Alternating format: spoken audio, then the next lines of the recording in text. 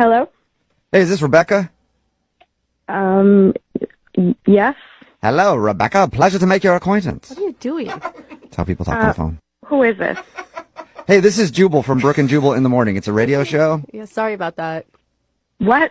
Who is this, really? My name is Jubal from Brooke and Jubal in the Morning. It's a radio show. I talk like people do. Understand it. You're calling me from the radio right now. Yes. Yes, how are you? I'm You sound confused is what you sound. What? Yeah, could it be the accent or could it be the radio part? Who knows? What is this about? Well, we do a segment on our show. It's called the Second Date Update, and you went out with a dude named Robert a little while ago. Oh, yeah? Okay. Yeah. And Robert emailed us because he told us all about your date, and he also told us that you aren't calling him back or returning any of his text messages, and he was wondering why. This is the weirdest thing that's ever happened to me. What? This is for real? It is, unless you haven't gone out with a guy named Robert. Yeah. No, I did. Okay. I did. So, yeah, is there a particular reason you don't want to see Robert again? You know, I just don't think that Robert and I will work out in the end. That's all. He doesn't see that at all. Okay. Can you give us any information to give to him? I mean, that's why we do these, is so people can figure out what they're doing wrong in dating. And Robert really wants to know, especially when he said that you kissed him in the middle of the date. Oh, yeah. Wow. Okay, so he. Yeah, he told us. Yeah, he did tell us Yeah. that. Whoa. Either you liked him or you really liked the popcorn that you traded the kiss for. Oh my! Are you kidding me? Right? No. This is. I thought it was Oh cute, boy. though. Yeah, if somebody kisses me in the middle of a date, I usually think the date is going well. Yeah. But it sounds like, you know. Well, it was going well then. So when did it change?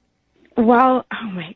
Okay, so I don't know if he told you, but we went out to dinner afterwards after this game, and this thing happened at dinner, and it was just weird and awkward, and it was kind of a big deal. And I honestly can't get it out of my head, and I mean it's that big, and It's that big. It's that big. It's so big. It's. Oh, You guys, no she's way. not And you talking found that about out at dinner? What? How did, the 6-year-old was at dinner with them. What are Oh, you talking about? well, I hope that didn't happen then. Oh my God, Rebecca. Am I right? I'm Am I reading sorry. into what you're No, saying, right, Rebecca? You mean the situation. It was the situation. Oh, okay. What did Can you tell us what happened? Thank God. He's really curious. Okay. We finished eating dinner, and his son asked for some ice cream, and his kid is 6.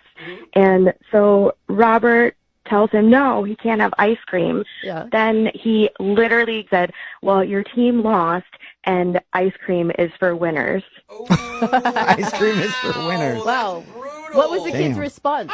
He just he looked so sad and defeated. Like he had already lost his game. Like it was their, I mean, they're 6. They couldn't reach the basket. Like nobody scored. It was the worst. Like, right. It was one basket was the winning. And then he just looked so sad and just heartbroken. Like it was just this simple little request after dinner. And it was just so harsh. And it was heartbreaking. Like I have my own kid and I would never, it broke my heart. I just thought, what a jerk. But I Well, don't think know, about that the next time they lose a game. Yeah. Then.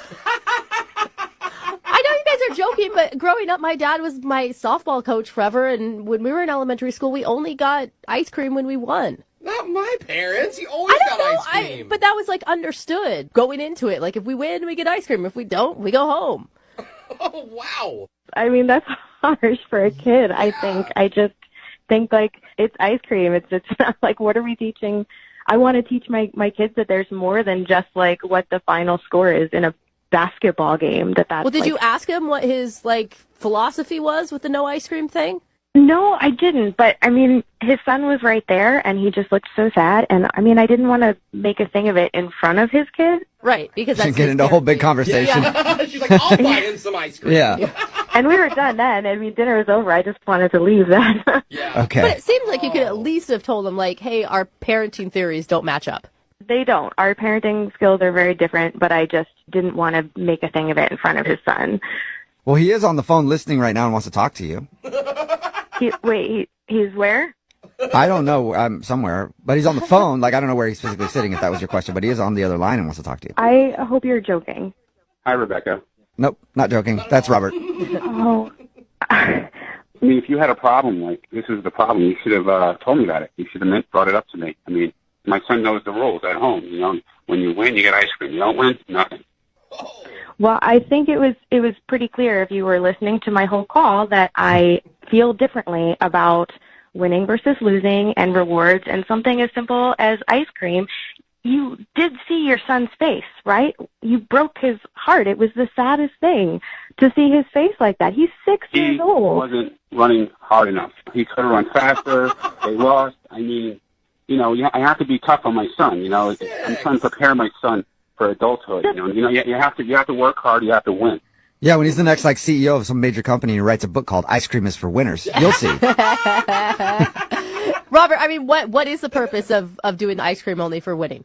Give him motivation so he can work harder. You know, I teach him to play hard, to be a winner, to give it his all, not to have it on the basketball court. Whoa. I mean, if you have a different parenting style, I mean, that's probably quite obvious in the way that you were brought up, in the way you're raising your kid. Maybe, I don't know. So you're judging me right now? That's what's happening. You're judging me because I would give my kid ice cream in this situation.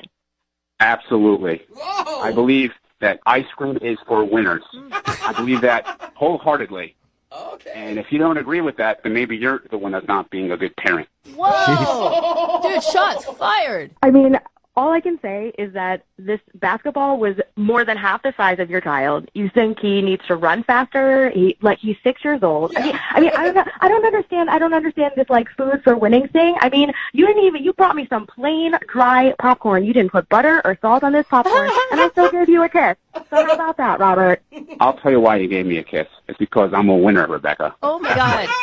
Rebecca, I am so sorry for defending this guy for moments before we actually talk to him. Yeah, if you have to identify yourself as a winner, that is the most loser thing you could possibly say. Yeah, that is truth. Well, in that case, would you like to go on a second date with Robert, Rebecca? We will pay for Oh it. my God. No, No. You sure you don't want to think about it some more?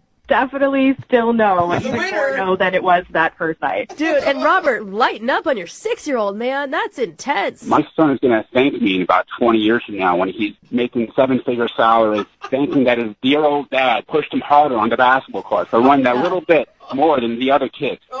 You know, you have to be tough in this world. And if you guys there in the recording studio don't agree with that, then I sincerely suggest you look at your own lives and how you were brought up and how you're raising your own children. Oh my God. Whoa. Wow. Yeah. I'm sure he's going to be thanking you, or his therapist is, for all the money he's going to have to pay. And Rebecca, I see the future, and it will be your child washing my son's car.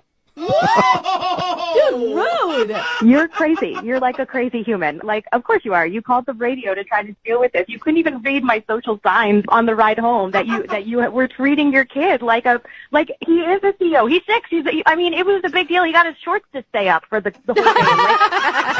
Come on. Good point. I don't really have anything else to say. I think I said it all. Yeah, I think we are. Rebecca said she doesn't want to go out with you again, so you do not get a second date, Robert. Loser. You say loser, I say winner, and all you guys can go to hell. All right. Well, you don't get a second date, so I'm guessing no ice cream after this whole phone call for you, Robert. But keep winning. Brooke and Jubal in the morning.